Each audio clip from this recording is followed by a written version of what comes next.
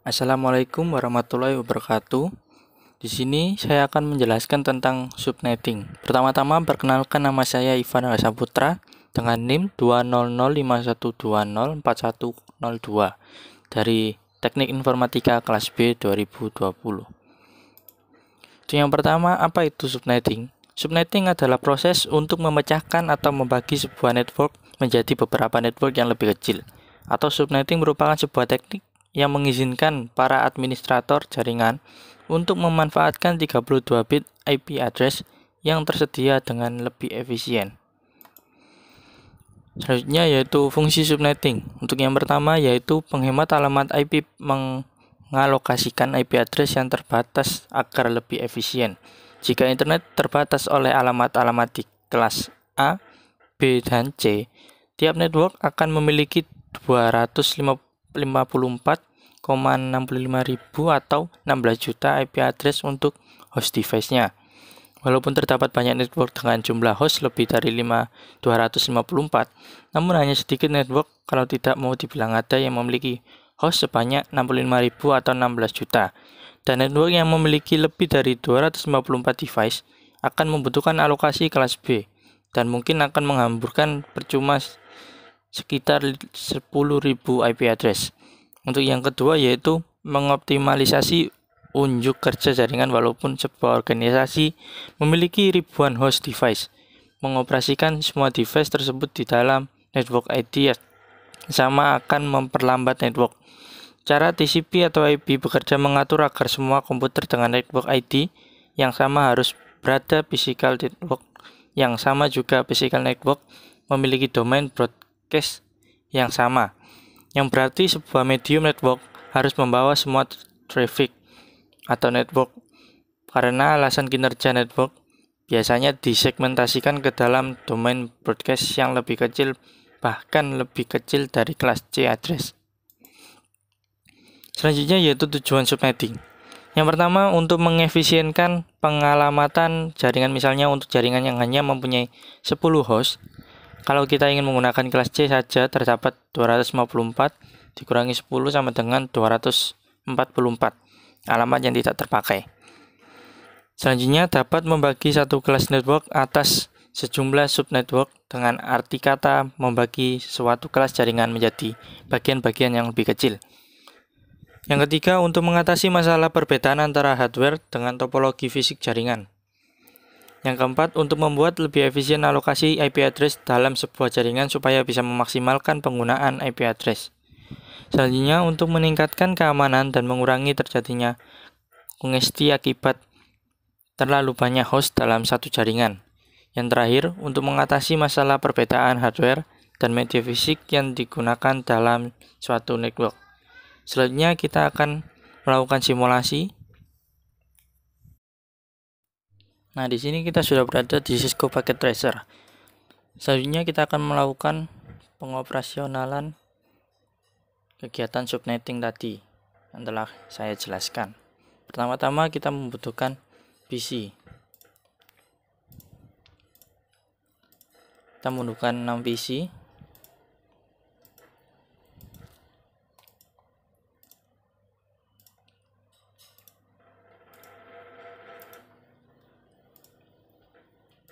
Lalu untuk PC 0 kita hapuskan saja, karena kita membutuhkan PC 6 saja.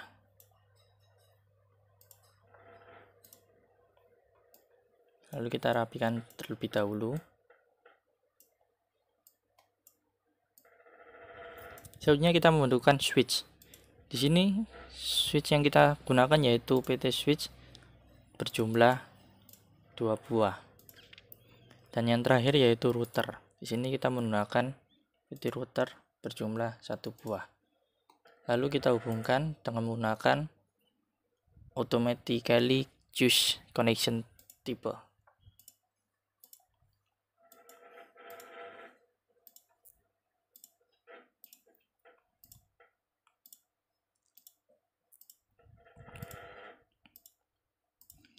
Setelah terhubung dengan switch, lalu kita hubungkan switch dengan router.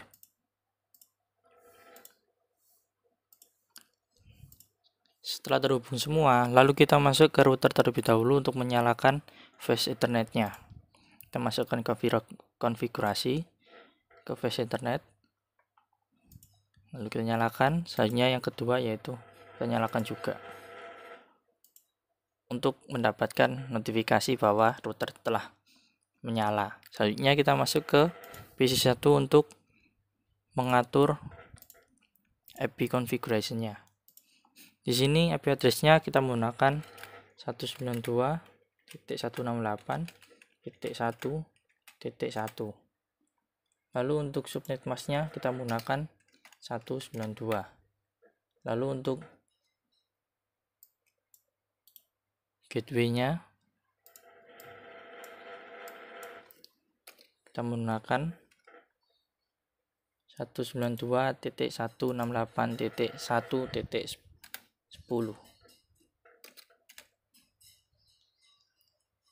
Begitu juga dengan PC2, kita set IP konfigurasinya, lalu kita masukkan IP address-nya 192.168.1.2. lalu subnet mask-nya kita menggunakan 192. Untuk default gateway-nya kita menggunakan 192.168.1.10.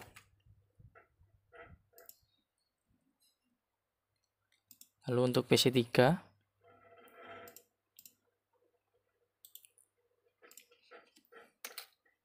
kita ganti menggunakan 3 karena ini PC3, lalu subnet mask-nya tetap sama 192. Dan yang terakhir yaitu gateway-nya kita menggunakan 0 karena akan melakukan simulasi di mana apakah bisa berhasil atau tidak. Selanjutnya ke PC4.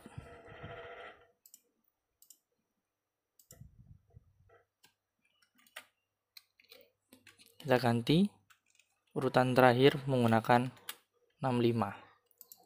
Lalu untuk subnet mask-nya tetap sama untuk semua PC yaitu 192. Lalu default gateway-nya kita menggunakan 192.168.1.100. Untuk PC5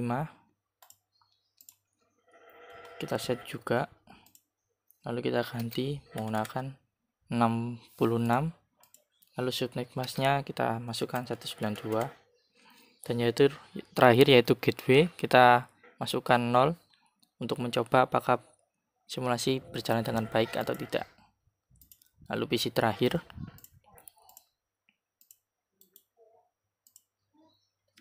kita masukkan 67. Untuk subnet mask-nya 192, lalu gateway-nya 0. Lalu setelah PC sudah diset semua, kita masuk ke router. Lalu masuk ke flash Ethernet. Kita atur IP address-nya kan 192.168.1.10. Untuk subnet mask-nya yaitu 192. Selanjutnya yaitu flash Ethernet 1/0. Kita masukkan 192.168.1.100. Untuk subnet mask-nya tetap sama. Selanjutnya kita akan melakukan simulasi. Nah, di sini di event list filter terdapat banyak sekali visible event dan lain sebagainya. Tapi di sini kita hanya menggunakan ICMP saja. Lalu kita coba mengirimkan PDU dari PC1 ke PC3 terlebih dahulu. Apakah bisa berjalan dengan baik atau tidak. PC1 mengirim ke switch, lalu ke PC3, lalu kembali ke switch, lalu ke PC1. Di sini bahwa PC1 memiliki gateway sedangkan PC3 tidak memiliki gateway. Kenapa bisa mengirimkan dan menerima? Dikarenakan masih dalam satu switch. Lalu selanjutnya kita coba dari PC1 ke PC4. Kita jalankan. PC1 mengirim ke switch, lalu mengirim ke router. Nah, di sini mengapa tidak berhasil? Dikarenakan masih baru pertama kali PC1 mengirimkan yang berbeda switch. Jadi kita di sini akan mereset simulasi, lalu kita coba lagi.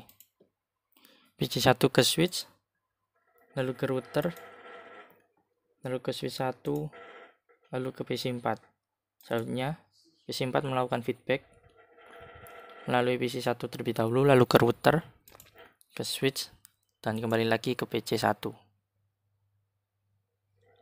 Berarti menunjukkan berhasil karena PC1 dan PC4 memiliki gateway. Selanjutnya kita coba PC2, kita kirimkan ke PC5. Kita jalankan, PC2 mengirimkan ke switch, lalu ke router. Nah, sama seperti tadi, karena pertama kali, lalu kita reset kembali, lalu kita jalankan kembali.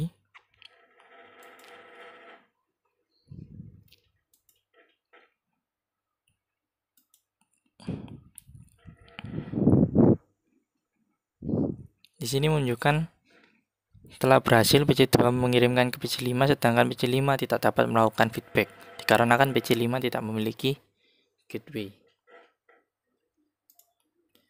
Selanjutnya kita coba dari PC3 ke PC6. Di sini menunjukkan tidak terjadinya pengiriman PDU ke PC6 dikarenakan PC3 tidak memiliki gateway. Lalu kita kembali lagi ke real time untuk mengecek command prompt-nya. Di sini kita ketikkan tracer, lalu kita masukkan IP address dari PC3 untuk mengecek apakah pengiriman PDU berjalan dengan baik atau tidak. Ini menunjukkan berjalan baik walaupun PC1 memiliki gateway sedangkan PC3 tidak karena masih dalam satu switch. Selanjutnya kita cek PC1 bisa mengirim ke PC4 atau tidak dengan memasukkan IP address PC4.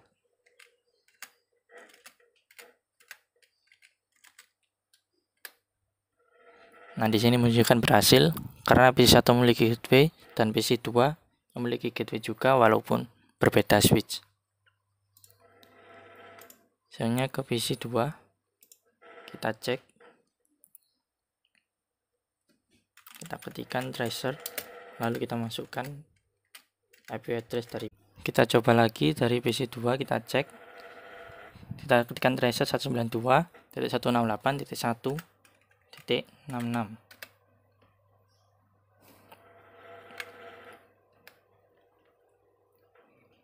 Di sini menunjukkan bahwa PC2 dapat mengirim ke PC5 sedangkan PC5 tidak melakukan feedback karena PC5 tidak memiliki gateway.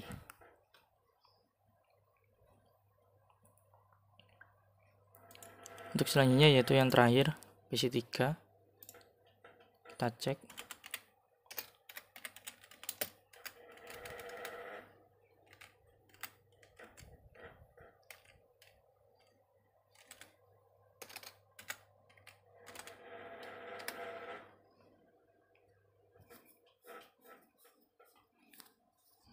Nah, di sini tidak terdapat simulasi yang berhasil dikarenakan PC3 tidak memiliki gateway dan PC5 juga tidak memiliki gateway.